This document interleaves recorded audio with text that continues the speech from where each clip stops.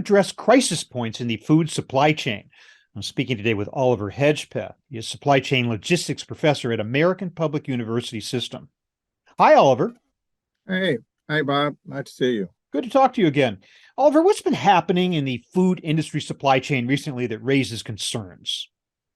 Well, one big thing is companies like Kroger and Amazon, Whole Foods have increased their prepared food business at least 25% now compared to last year, because during the pandemic, people stopped going to the grocery stores and food was being sent to them.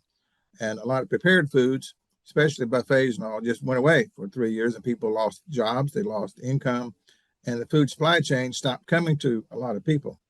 But the one key thing I'm really interested in is the pandemic seems to be over, basically, and people are going back to the grocery stores. But the online delivery of foods, the online and people going out to eat, seems to still be a high level compared to what it was during the pandemic.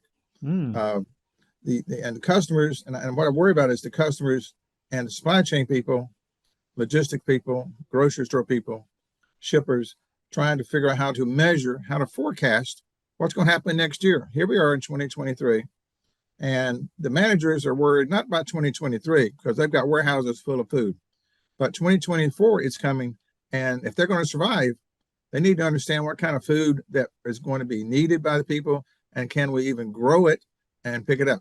A lot of farmers have had problems in the last year with the eggs. 40 million chickens were killed because there was an Asian flu. That's been fixed. It's being fixed, but there's a lot of things that are not being grown, and a lot of things that are supposed to be coming from overseas are not coming here. But one thing that bothers me is warehousing and storage is also at a low point. We made a lot of warehouses in the last couple of years, got ready for them. And now the warehouse development is going down. That means a lot of food items might be not stored in those warehouses. So, yeah, I see some things happening like that. Yeah, not just any old warehouses, but often refrigerated warehouses that can keep food preserved, that meet the tight regulations on the food supply chain. So it's that also must be a big challenge, I would guess. Yeah, see, one of the biggest challenges that as an academic and a mathematics person is how to help people understand and measure their future supply needs and measure the customer needs. You've got supply chain people on one hand, and you got customer demands, and they cross over. If you're going to stay in business and make a profit, you need to understand both at the same time. And how do you measure that? And it's not very easy to do. But there are various ways to do measuring, like you can measure customer feedback, do some market research. You can do focus groups and usage trends and listen to the social media. There are a lot of ways to understand what the customer wants, because what the customer wants is what the grocery store, Kroger and Amazon, all these places need to go out and purchase. So there are a lot of metrics we need to understand or think about using to measure the supply chain performance and the customer needs. Things like inventory turnover. Supply chain indicators of some kind. And one of the big things is returns. People do return food, and food does get wasted. So expired food as well, expired products. Yes, expired food. And there are a lot of ways that expired food can be useful for other people. I've been reading about composting. This is spring, summertime, and a lot of grocery stores and food places are moving their foods into places that compost, so you can make compost that you can buy it for $25 a bag, small bag, made out of old food and wood chips and stuff. So the returns that are going to be wasted are not being wasted anymore. There's a new product out there. But what is your forecasting return? What does Kroger and Amazon sit back and say, I need to think what we're going to buy? What will the customer need next year? Yeah. They're not buying everything right now. There's still stuff on the shelf not being sold. Well, these are classic supply chain metrics that you cited, but I think what you're saying is it makes it more complex to apply those metrics at a time when the channels are broader than they used to be. I mean, during the pandemic, consumers learned the convenience of ordering food online. Many of them came back to the grocery store afterwards, but many of them stuck with the delivery process, right? So now we've got to balance demand not only at a brick and mortar store, but a delivery, and then prepared foods on top of that. So I guess that whole thing, and then using classic metrics to figure that out, that sounds like a huge challenge today. So how are these companies approaching this challenge? Well, it is a huge challenge to understand what kind of metrics to use. There are a lot of mathematical ways to do this, but you don't need a PhD to figure out what's going on. You do need to understand the customer. Mm-hmm. You need to, the customer is not the same customer as they were the last 3 years. Right. And our demands, your demands, my demands are changing what we eat. I eat out more often now than ever before. We eat out probably 4 or 5 times a week versus my wife buying food to cook here at the house. Yeah, well, everybody went back to restaurants when the pandemic, faded, right? Yeah. So and now they're out there, and there's no, Yeah. and they need to be served. So yeah, and we just need to understand, and those the Amazons, the Krogers, the food grocery chains in California, all over, they just need to understand not only what value they're getting from their food, but the value they're getting from, again, those returns. I look at reverse logistics and forward logistics as one and the same. Mm-hmm. Okay. Food it's got 2 sides. There's a good side where you eat it, and there's a bad side where you got to throw it away, or it's returned, or it's not being useful.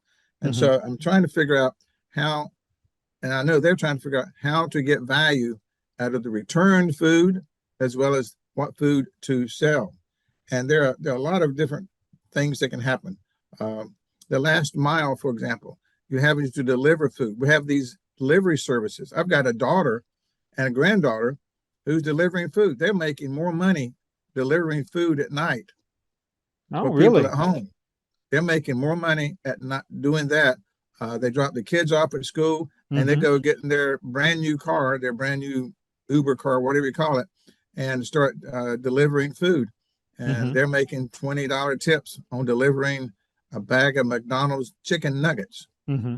I mean, it's really out there. People are doing a lot of that. So we need to understand that last mile, and we still need to understand the circular economy, what I'm thinking about, and Yeah. recycling. I really look at waste more so than I ever have before, because there's been so much waste in the last 3 years. A lot of Mm-hmm. stores went down because they couldn't sell the food. That's waste. And how the reverse logistics people are trying to figure it out. And there are a lot of people out there trying to, do things like that, and understand how to measure it. Yeah. Amazon, even Home Depot, Cisco, Walmart, even Dell Computers gets involved in terms of trying to do mathematics. Well, I You've got guess all I guess the preferred thing would be to head off the waste issue at the outset by doing a better job of matching supply with demand, so you have less waste to deal with in the first place. Obviously, you're always going to have waste, but are there techniques, and are there metrics, and are there ways in which we can better align supply with demand so as to minimize the amount of waste coming back through the reverse logistics stream? Yes, there are ways. You need to understand that, and you need to hire people who are willing to understand that process. And you don't need to go get a college degree. You need Mm-hmm. to understand measures. You need to go out there and measure your customers. You need to go in and measure what your supply chain is able to move for you. Mm-hmm. The products that are available may be different. You've got eggs that are the eggs that are different kind of eggs. There's high-priced eggs that have an A on them or something. Oh my goodness, there's all kinds. You go to you go to a grocery store now. Sure, Yeah, you the see, chickens are fed yeah. a mixture of vegetarian food, Mm-hmm. and the eggs are more expensive. So need to understand what's going on in terms of what people want, as well as what's available. Need to understand the transportation and the warehousing. Like you said before, there's refrigeration warehouse. We have up in Alaska. I worked in Alaska for 9 years teaching there, and I learned a lot about refrigeration and Mm-hmm. fresh seafood. For example, the last 3 years became a problem because it was spoiled and had to be thrown away. Understanding how the movement of fresh is important, and it's still a constant problem. I remember crates this time of year. There's fresh salmon coming out of Alaska. It starts around the 14th of May and goes through like 17th, 14th of September. Fresh salmon. There's 5 different kinds of salmon that come out of Alaska, by the way. 5. It's not just Okay. one piece of salmon at Kroger. Mhm. And they have to ship it fresh, and it can stay fresh for a week or so, but you can't freeze it. If you freeze it, the whole shipment will be thrown away. So understanding how to manage that is still an ongoing problem, and there are Yeah. newer people involved. A lot of people the last 3 years got fired in the shipping industry. They got fired in the grocery industry, and a lot of farms don't have help to grow the crops or to pick the crops. We really have an economic problem here, and actually the harvesting of our food still. So now you I have a remember a supply year ago, issue yeah, on the a supply. supply issue on top of the demand issue. It goes Yeah, it in both directions. it And does. I imagine also It you does. do have an awareness of the consumer now of the desire for fresher stuff, for more localized food, for food that has less of an environmental impact. That's got to be factored into the demand factor and the demand prediction as well, right? Yes, yes. You have to have just understanding the social change that's taking place of the Hmm. consumer, and what they want. As also, people are growing more food. I've got an acre of land behind me, and I've got a whole bag of corn seed. I'm going to put in there, and I'm going to see what's going to happen when I plant the corn this year. I did it 5 years ago, and the deer had fun. Oh no. I planted 1,000 seeds and the deer had fun. I think I got about Mm, 12 years of corn out of the whole thing, but that's yeah. okay. The deer need to eat too. Yeah, but imagine if it's a farmer who does that for a living and the deer have fun, then it's a different situation entirely. It is, but Then you're not fulfilling. there are people doing more of their own growing of food, but Mhm. they're doing less cooking. See, that's a social aspect of the Right. consumer demands on themselves, and what they're changing and doing. We've got a new Generation Z that's coming along. We've got a Hmm. different group of people. You've got an older generation, you've got the younger generations, and you need to understand their demographics. What are the younger people? Where are they sitting? Are they sitting in a major city? Or are they Right. sitting in a farmland area? You need to understand where that customer is, because it's changing. It used to be the grocery stores all over carried the same thing.